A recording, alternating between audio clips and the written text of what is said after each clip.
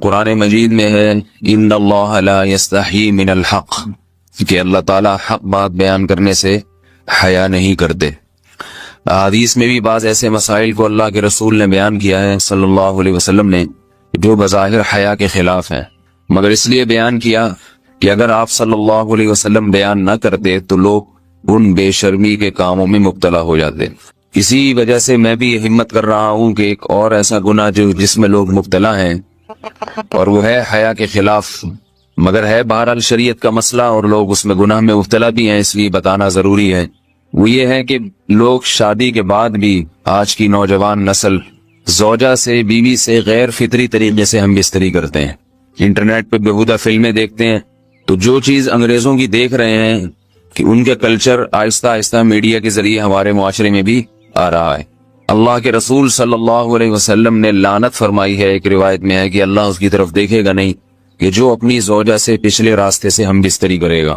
یہ بیماری بھی، یہ گندگی بھی لوگوں میں پھیلتی جا رہی ہے، خاص طور پہ جن کو لڑکوں سے بدفعلی کی عادت پڑ جائے تو وہ زوجہ سے فطری راستے سے ہم بستری نہیں کرتے۔ اللہ نے فرمایا کہ نساؤکم حرث لکم،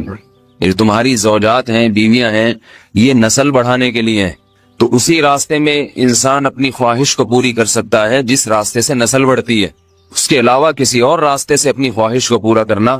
یہ حرام ہے، گناہ کبیرہ ہے، گندگی ہے۔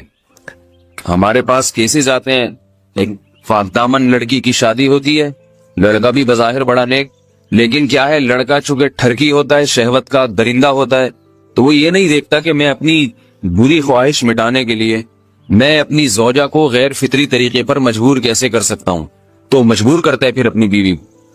اس میں جو عورتیں زیادہ پاک دامن نہیں ہو، نیک نہ ہو، یا ان کو یہ ڈر ہو کہ طلاق ہو گئی تو ہم کہاں جائیں گے، وہ پھر اپنے شوہر کے ساتھ اسی غیر فطری طریقے پر آمادہ ہو جاتی ہیں، اور اس کا عذاب اور اس کا وبال یہ ہوتا ہے کہ کچھ دنوں میں ان کو بھی اسی کی لت پڑ جاتی ہے۔ انسان جب بھی کوئی غیر فطری راستہ اختیار کرتا ہے، آخرت کا عذاب تو بعد میں، دنیا کا عذاب یہ آتا ہے کہ پھر اس کو لذت فطرت میں آتی نہیں ہے۔ تو جو راستہ اللہ نے رکھے اس میں اس کو لذت نہیں آئے گی، وہ گندگی میں ہی گھسنے کی کوشش کرے گا، اس کی بھی فطرت خراب ہو جاتی ہے، اور جس کے ساتھ یہ بدفعلی کی جائے اس کی بھی فطرت خراب ہو جاتی ہے، وہ بھی پھر کسی کے قابل نہیں رہتے۔ تو اپنے جان پر رحم کرنا چاہیے۔ ہم انسان ہیں، ہم درندے نہیں ہیں، ہم گھوڑے نہیں ہیں، ہم گدھے نہیں ہیں، ہم جانور نہیں ہیں، ہم انگریز نہیں ہیں۔ انگریز نے تو حیا اور شرم کی تمام حدود کو توڑ دیا ہے، وہ تو درندے بن چکے ہیں۔ ہم تو درندے نہیں ہیں، ہم تو حلال کھاتے ہیں، پاک صاف رہنے کی کوشش کرتے ہیں، تو ہم ان کی جو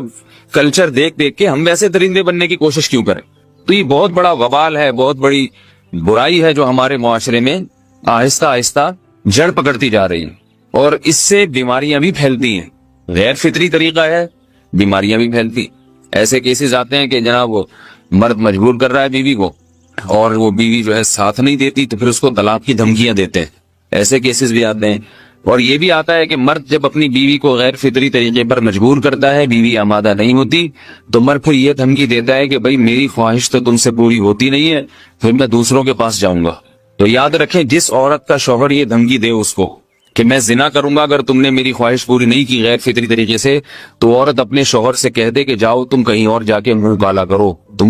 تمہاری فطرت میں گندگی ہے تو یہ مجھے گندا بنانے کی کوشش نہ کرو، اس کو زنا کرنے دیں، وہ اللہ آخرت میں اس سے بھگتے گا۔ ہر بیماری کا اللہ نے علاج رکھا ہے۔ اللہ کے رسول صلی اللہ علیہ وسلم نے فرمایا، صحیح بخاری کی حدیث، ما انزل اللہ من داء الا انزل له دواء، کوئی بیماری ایسی نہیں ہے جو اللہ نے نازل کی ہو اور اس کے لیے دوا نہ رکھی ہو دنیا میں۔ تو اگر کسی کو ایسی لت پڑ گئی ہے غیر فطری کام کی،